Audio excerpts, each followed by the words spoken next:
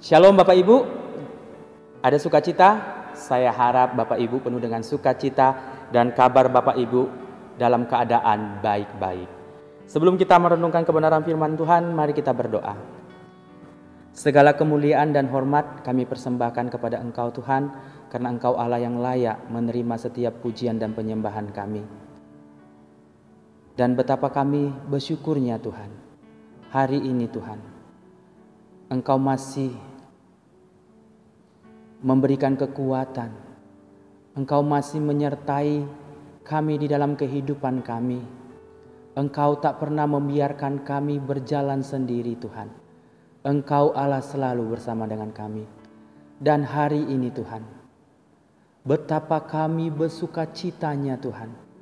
Engkau masih memberikan kesempatan bagi kami Tuhan, anak-anak-Mu, duduk diam dan merenungkan firman-Mu. Karena kami tahu Tuhan, hanya firman Tuhanlah yang menyegarkan hati kami. Hanya firman Tuhanlah yang memberikan harapan baru. Hanya firman Tuhanlah yang menguatkan kami. Tanpa firman Tuhan di dalam hidup kami, kami akan menjadi orang yang rapuh. Tanpa firman Tuhan berbicara bagi kami menjadi orang yang sia-sia Tuhan. Karena kami tahu Tuhan, firman Tuhan adalah firman yang hidup. Firman Tuhan adalah firman yang berkuasa bagi setiap kami Tuhan. Biarlah Tuhan, hamba-Mu juga Tuhan yang penuh dengan keterbatasan ini Tuhan, yang menyampaikan firman-Mu, pakai hamba, urapi hamba. Biar perkataan demi perkataan yang keluar dari mulut bibir hamba adalah perkataan daripada Tuhan sendiri. Dan kami siap Tuhan untuk dikuatkan, diteguhkan, dikoreksi melalui firman-Mu. Di dalam nama Tuhan Yesus Kristus kami berdoa. Amin. Ya, shalom bagi kita semua. Dan saya ingin mengajak kita semua membuka Alkitab kita di dalam Markus pasal yang ke-7 ayat 31 sampai dengan 37. Markus pasal yang ke-7 ayat 31 sampai dengan 37, demikianlah firman Tuhan. Yesus menyembuhkan seorang tuli. Kemudian Yesus meninggalkan pula daerah Tirus dengan melalui Sidon pergi ke Danau Galilea di tengah-tengah daerah Dekapolis. Di situ orang membawa kepadanya seorang yang tuli dan yang gagap dan memohon kepadanya supaya ia meletakkan tangannya atas orang itu. Dan sesudah Yesus memisahkan dia dari orang banyak, sehingga mereka sendirian, ia memasukkan jarinya ke telinga orang itu, lalu meludah dan meraba lidah orang itu. Kemudian sambil menghadap ke langit, Yesus menarik napas dan berkata kepadanya, Epata, artinya terbukalah. Maka terbukalah telinga orang itu, dan seketika itu terlepas pula lah pengikat lidahnya. Lalu ia berkata-kata dengan baik. Yesus berpesan kepada orang-orang yang ada di situ supaya jangan menceritakannya kepada siapapun juga. Tetapi makin dilarangnya, mereka makin luas mereka memberitakannya. Mereka takjub dan tercengang dan berkata, ia menjadikan segala-galanya baik. Yang tuli dijadikannya mendengar, yang bisu dijadikannya berkata-kata. Ya, berbahagialah kita yang membaca dan merenungkan kebenaran firman Tuhan. Dan yang berbahagia ialah orang yang melakukan kebenaran firman Tuhan itu di dalam kehidupannya sehari-hari. Dan tema renungan kita bicara tentang dipulihkan atau mengalami pemulihan. Setiap kita pasti pernah mengalami namanya sakit dalam hidup ini. Apa yang terjadi ketika kita sedang mengalami kelemahan tubuh? Pasti pekerjaan kita terganggu. Rencana-rencana yang tadinya kita buat jadi kacau balau. Namanya sakit itu tidak ada yang enak. Dan semua orang tidak ada yang mau namanya sakit. Ada yang mau sakit. Walaupun berada di tempat tidur, disuapin, tak ada orang yang mau sakit. Sakit apapun itu orang gak mau. Melalui teks ini kita belajar bagaimana seorang tuli dan gagap. Inilah sakit yang dialami seorang dalam kehidupannya, betapa ia menderitanya. Kalau hanya sakit buta saja, mungkin ia bisa mengerti apa yang dikatakan orang lain, bahkan dia masih bisa berkata-kata dengan orang lain. Tapi tidak dengan orang ini. Dia mengalami 2 penyakit. Bahkan orang untuk ngomong saja dengan dia nggak akan mengerti. Entah bom meledak pun belum tentu dia dengar.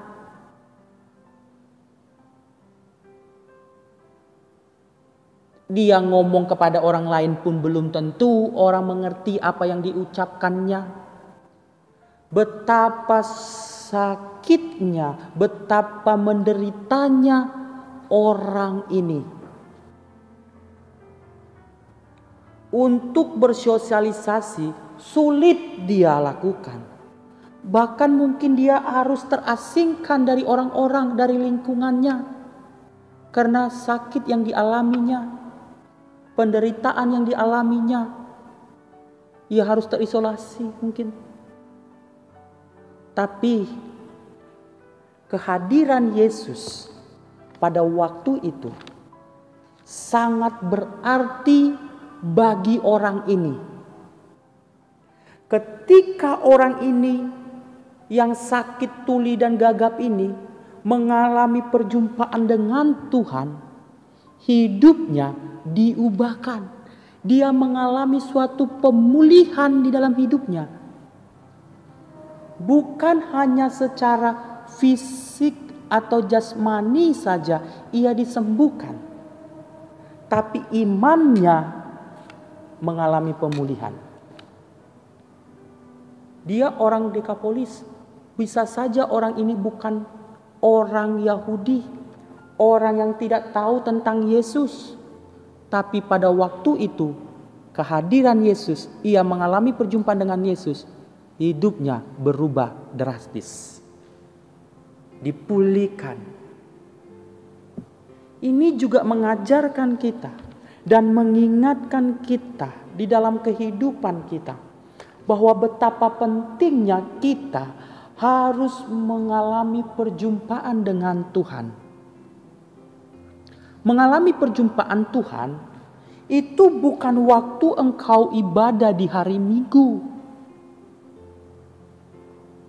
Waktu hari Minggu engkau menyembah Tuhan, oh Tuhan, Tuhan.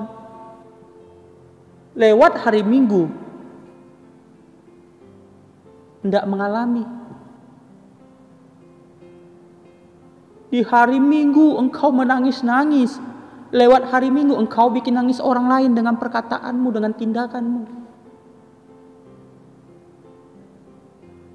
Tapi ini juga mengingatkan kita, bagaimana juga kita harus senantiasa di dalam hidup ini melibatkan Tuhan di dalam perkaramu, di dalam kegiatanmu. Mungkin orang ini sudah berulang kali ia berobat kepada orang lain, atau orang tuanya udah bawa berkali-kali ke tempat orang yang lebih hebat pun mungkin sudah hadapi. Tapi ketika ia mengalami suatu perjumpaan dengan Tuhan, seketika itu penyakit yang dialaminya sembuh. Pertanyaannya bagi kita semua, sudahkah kita menghadirkan Tuhan, melibatkan Tuhan di dalam rumah tangga kita, di dalam pekerjaan kita, di dalam sukacita kita, masih kita mengingat Tuhan. Jangan kita waktu sedih, Tuhan, mengapa kau tinggalkan aku? Tuhan, mengapa kau jauh? Inilah hamba-Mu Tuhan, aku datang di hadapan-Mu ketika Engkau mengalami pergumulan. Begitu. Tapi waktu engkau sedang sukacita, lupa Tuhan. Ini harus kita lakukan di dalam setiap waktu, setiap menit, setiap jam, setiap bulan. Harus kita mengalami perjumpaan dengan Tuhan. Ketika engkau mengalami perjumpaan dengan Tuhan, ada kekuatan, ada sukacita, walaupun kau dan saya harus menghadapi pergumulan. Tapi orang yang melibatkan Tuhan tidak akan pernah dibiarkannya. Seorang tuli ini dibawa oleh teman-temannya mengalami perjumpaan dengan Tuhan dan bertemu dengan Tuhan. Pemulihan terjadi itu kalau kita datang di hadapan Tuhan. Kalau kita menghadirkan Tuhan. Melalui teks ini juga kita akan mengalami pemulihan Tuhan. Kita akan dipulihkan Tuhan. Kalau yang pertama kita belajar dari teks ini, sikap keterbukaan atau hidup di dalam keterbukaan. Kalau kita lihat bagaimana teman-teman daripada seorang tuli ini, ia membawa temannya ini kepada Yesus. Bukan orang tuli ini, bukan orang gagap ini,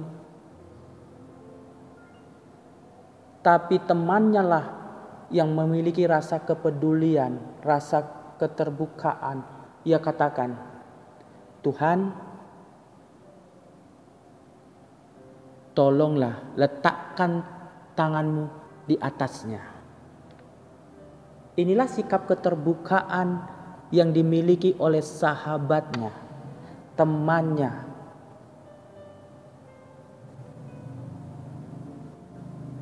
Tuhan ini juga mengajarkan kita. Tuhan mau kita ini selalu terbuka di hadapan Dia.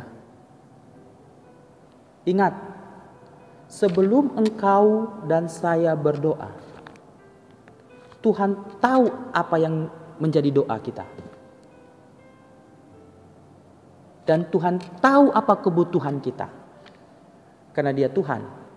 Tapi Tuhan menginginkan sikap kita yang datang dengan terbuka di hadapan Dia.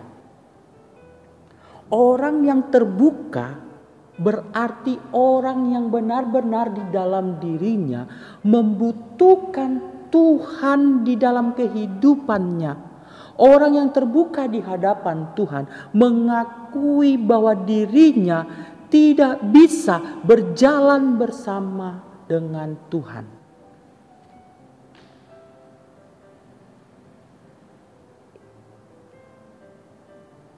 Ingat, setiap kita punya hak resmi untuk datang kepada Dia. Kita bukan anak pungut, kita juga bukan anak tiri, tapi kita anak-anaknya. Sebagai anak-anaknya, kita berhak mendapat nasihat dari Bapa kita. Kita berhak mendapat teguran dari Bapa kita. Kita berhak untuk mendapat pertolongan daripada Bapa kita. Tapi Tuhan mau keterbukaan dan kejujuran dan ketulusan hatimu untuk menceritakan segala sesuatunya di hadapan Tuhan. Walaupun Tuhan tahu, tapi Tuhan juga mau menuntut keterbukaan. Kalau kita baca dari kisah seorang raja yang sangat terkenal pada waktu itu, Raja Hizkia.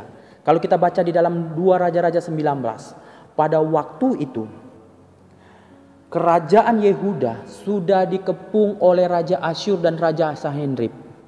Bahkan Raja Sanherib sudah memberikan dan mengutus seorang pegawai juru minum dan memberikan surat kepada Raja Hizkia.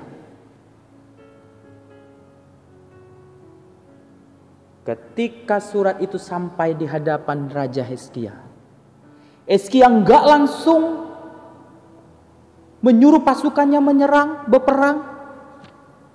Hizkia kumpulkan para pegawainya dan berdoa. Bahkan Hizkia sendiri membawa surat itu ke rumah Tuhan. Dan dia bentangkan surat itu di hadapan Tuhan.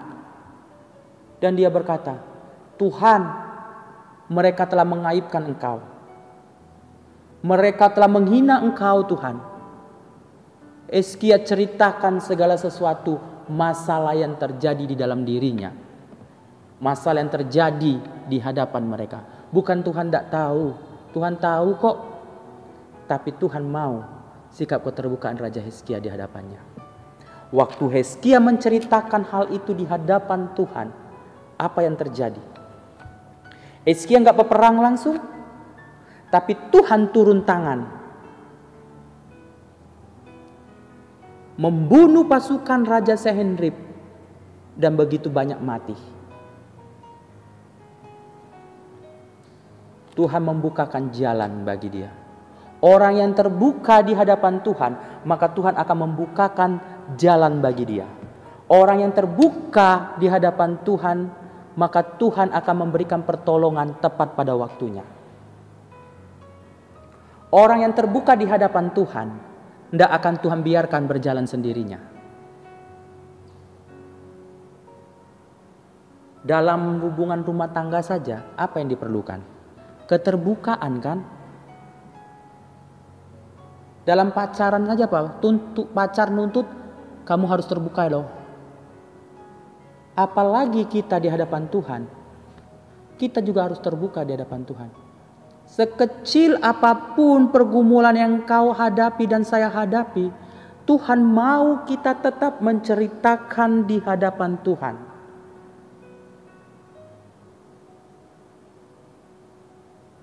Kita datang dengan tulus hati dan menceritakan kepada Dia. Maka Tuhan yang jadi perisai kita. Karena orang yang terbuka sudah saya katakan, orang yang hidupnya hanya bergantung pada Tuhan. Dan Tuhan senang kepada orang-orang yang terbuka. Tuhan senang kepada orang-orang yang selalu hidupnya terbuka di hadapan Tuhan. Dan Tuhan menyediakan berkat yang tidak pernah engkau pikirkan. Ketika sahabat dan teman daripada orang tuli ini terbuka, Tuhan buat mukjizat bagi orang tersebut. Orang tuli ini mengalami kesembuhan. Ini juga mengajarkan kita dan mengingatkan kita semua. Keterbukaan salah satu awal kita mengalami pemulihan atau mukjizat dari Tuhan.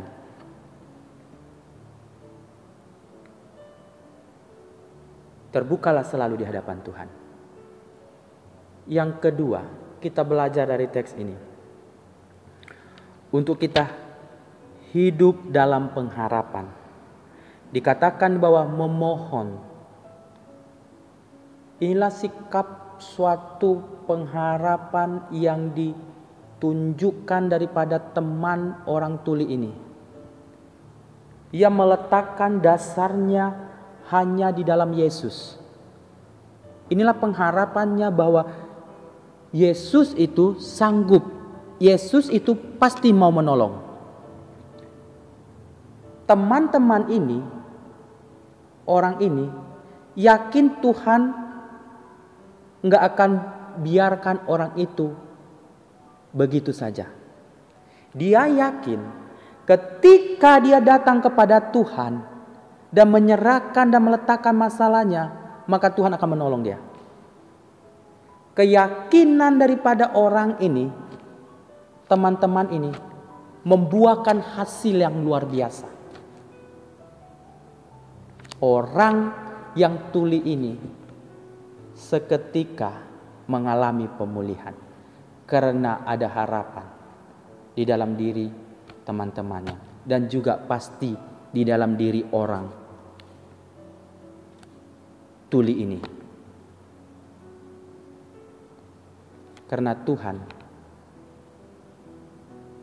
meraba orang ini, meletakkan tangan orang ini, tangan Yesus ke telinganya, meletakkan ke lidahnya.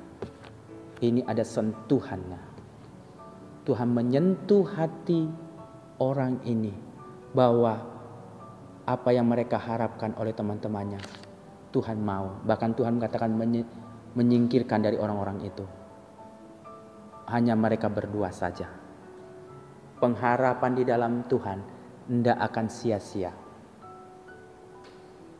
Kalau kita dalam hidup ini meletakkan dasar pengharapan kita di hadapan manusia, itu akan mengecewakan kita. Karena pengharapan di dalam manusia itu seiring dengan waktu berjalan, itu akan sirna. Tapi orang yang meletakkan pengharapan di dalam Tuhan, itu enggak akan hilang. Pengharapan di dalam Tuhan itu enggak akan mengecewakan. Tapi pengharapan di dalam Tuhan itu akan membuat engkau dan saya mengalami kekuatan. Ketika engkau meletakkan pengharapan di dalam Tuhan, maka ada sukacita. Walaupun engkau sedang mengalami masalah pergumulan dan doamu belum dijawab, ketika engkau tetap meletakkan dasar pengharapan, ada imanmu dibangkitkan. Ada semangat yang baru. Orang yang memiliki pengharapan dengan Tuhan, ia tidak akan pernah putus asa. Orang yang berharap kepada Tuhan, dia tidak akan pernah mengecewakan Tuhan.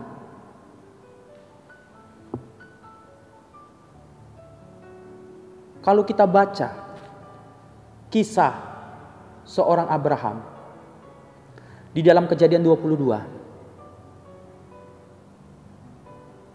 bagaimana ketika Tuhan meminta untuk Abraham mempersembahkan anak satu-satunya, yaitu Ishak, untuk dipersembahkan di Gunung Moria sebagai korban bakaran.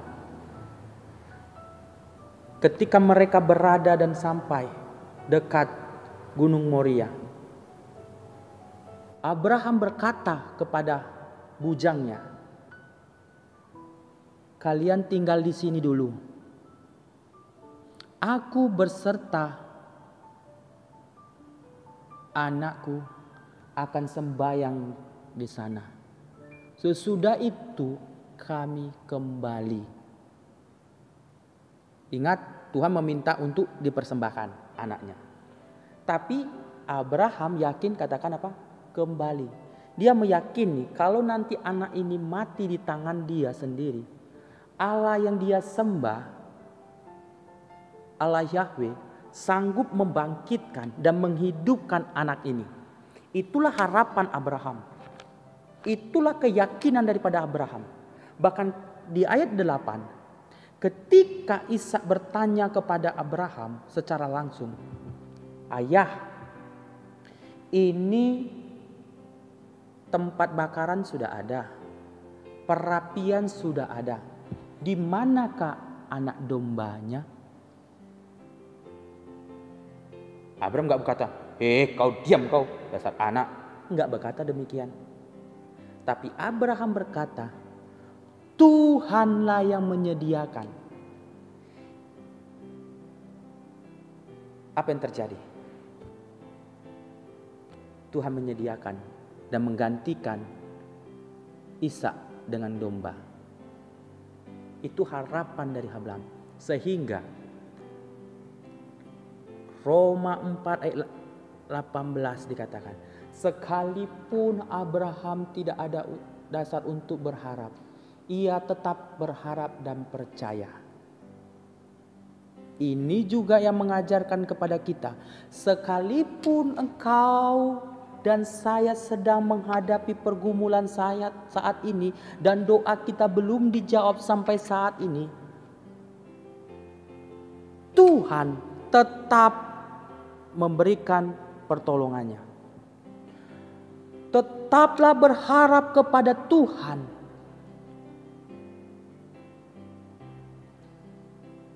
Mungkin engkau bergumul dan doamu belum dijawab tentang keluargamu, tentang ekonomimu, tentang pekerjaanmu, tentang usahamu, tentang masa depanmu. Belum dijawab oleh Tuhan. Tetaplah berharap sampai Tuhan menjawab tepat pada waktunya.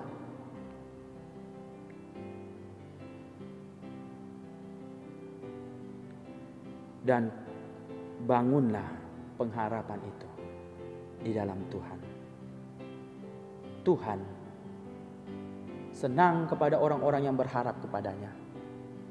Tuhan tidak akan mengecewakan engkau dan saya ketika engkau meletakkan dasar pengharapan kepada Tuhan. Engkau dan saya akan mengalami suatu pemulihan di dalam hidup ini jika engkau memiliki sikap keterbukaan, jika engkau memiliki sikap hidup berharap selalu pada Tuhan. Yang terakhir, kita akan mengalami pemulihan dalam hidup ini kalau kita percaya akan kuasa Tuhan. Kalau kita baca ayat 37 katakan, mereka takjub dan tercengang dan berkata, ia menjadikan segala-galanya baik, yang tuli dijadikan mendengar, yang bisu dijadikannya berkata-kata. Ini menunjukkan bahwa kuasa Tuhan tidak bisa dibatasi oleh apapun. Apapun pergumulanmu hari ini, mungkin engkau tak sanggup melakukan. Mungkin engkau sudah putus asa. Tapi ingatlah, Allah yang kau sembah bukan Allah orang mati. Allah yang kita sembah adalah Allah yang hidup, Allah yang berkuasa, berotoritas. Kalau kita melihat bagaimana sakit yang dialami oleh seorang yang tuli dan sakit gagap ini, ketika ia mengalami perjumpaan dengan Tuhan, dipulihkan, disembuhkan, imannya pun disembuhkan. Tidak ada masalah yang besar di hadapan Tuhan. Segala masalah pergumulan yang kita hadapi ini adalah kecil di hadapan Tuhan. Karena Tuhan yang mempunyai segala sesuatunya. Tuhan berdaulat di surga, Tuhan berdaulat di bumi ini. Apa yang tidak bisa dikerjakan oleh Tuhan, semuanya bisa. Apa yang tak mungkin bagi kita, bagi Allah mungkin, itu bisa dikerjakannya.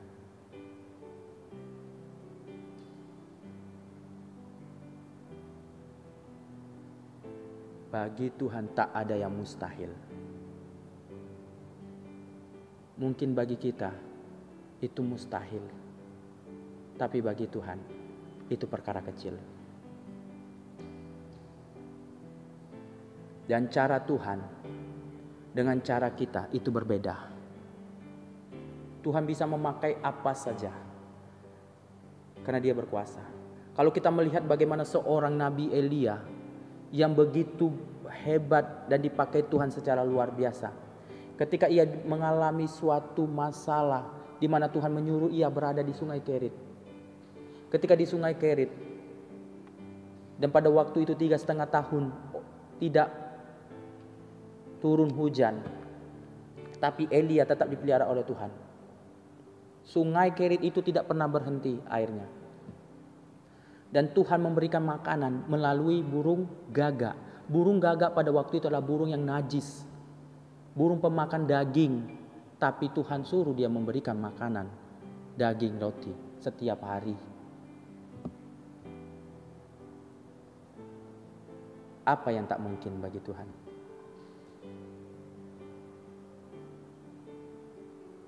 Yesus yang kita sembah adalah berkuasa. Roma 13, Ibrani 13 ayat 8. Yesus tetap sama dulu, sekarang, dan selamanya. Kalau dulu Yesus sanggup membangkitkan Lazarus dengan satu kata, waktu Lazarus mati, Lazarus bangkit. Yesus menenangkan air, menendangkan angin ribut. Dan hari ini pun juga Dia tetap tak berubah kuasanya. Oleh sebab itu, akuilah Tuhan di dalam kehidupanmu. Akuilah Tuhan itu berkuasa. Kalau engkau dan saya hari ini sedang mengalami pergumulan dan engkau sedang menghadapinya, dan seakan-akan Tuhan diam, bukan berarti Dia tidak menolong engkau. Dia sedang menolong engkau dan Dia akan menolong engkau. Tapi juga Tuhan sedang membuat engkau dan memproses engkau ketika engkau sedang mengalami masalah dan pergumulan dalam hidup ini. Ikuti saja apa yang Tuhan mau kita lakukan. Ikuti saja apa yang Tuhan mau kita lakukan dan kita kerjakan. Kuasa Tuhan tak berubah. Ingat juga, jangan kita hanya minta instan saja. Ketika engkau sakit, Tuhan sembuhkan aku, langsung sembuh. Ada juga yang begitu. Kadang Tuhan juga pakai dokter, para medis, dan segala macam. Jangan seperti ada seorang nenek, yang memang nenek ini orang yang rajin berdoa, rajin ikut persekutuan doa, bahkan setiap hari Minggu kalau dia enggak sakit dia hadir. Pada waktu itu terjadilah banjir di daerahnya. Banjir sudah segini. Datang tetangganya, "Nek, ayo kita ngungsi. Hujan semakin lebat dan semakin air semakin naik. Ayo kita ngungsi." Nenek berkata, "Enggak, aku sudah berdoa bahwa Tuhan akan menolong." Akhirnya tetangga layak pergi. Berapa jam kemudian datanglah orang-orang regu penyelamat. Karena air sudah setinggi atap seng. Tapi nenek berada di lantai 2. Akhirnya dia berkata, "Nek, ayo Nek, kita pergi dari sini. Air semakin naik." Nenek berkata, "Aku sudah berdoa Tuhan akan tolong saya." Akhirnya kalian boleh pergi. Akhirnya mereka pergi. Air makin naik sampai ke lantai 2 dan nenek naik ke atas genteng. Akhirnya datanglah helikopter menyelamatkan nenek. Dikatakan, "Nek, ayo naik." Tapi apa jawab nenek? Tetap sama. "Enggak, aku tadi sudah berdoa dan aku meminta kepada Tuhan bahwa Tuhan akan menolong aku secara langsung." Akhirnya helikopter pergi dan meninggalkan nenek. Akhirnya apa yang terjadi? Nenek mati kedinginan di tempat rumahnya sendiri. Padahal Tuhan telah memakai tetangganya, memakai orang-orang untuk membantu melalui kapal dan helikopter. Itu cara Tuhan. Dia mau Tuhan menolong secara langsung. Padahal pertolongan Tuhan bisa memakai apa saja. Dan hari ini juga, kalau engkau dan saya ingin dipulihkan di dalam hidup ini, sikap keterbukaan itu sangat penting. Yang kedua, tetap hidup dalam pengharapan. Kalau engkau dan saya doamu belum dijawab sampai hari ini, tetap berharap pada Tuhan. Yang terakhir, akui dan percaya bahwa Yesus adalah Allah yang berkuasa. Amin. Mari kita berdoa. Bapa kami dalam kerajaan sorga, kembali kami bersyukur untuk kebenaran firman-Mu yang mengajarkan kami untuk selalu berharap pada Tuhan, untuk kami selalu sikap terbuka di hadapan Tuhan, sebesar apapun, sekecil apapun masalah kami mau bawa kepada Tuhan dan menceritakan segala sesuatunya kepada Tuhan. Dan ajar kami Tuhan untuk mengakui bahwa Engkau Allah selalu berkuasa di atas hidup kami, bahwa Yesus yang kami sembah adalah Allah yang menyelamatkan hidup kami, Allah yang memberikan kekuatan, Allah yang memberikan pertolongan tepat pada waktunya. Hamba-Mu sudah selesai berbicara, tapi firman Tuhan tidak akan pernah berhenti berbicara bagi kami. Di dalam nama Tuhan Yesus Kristus kami berdoa dan bersyukur. Amin.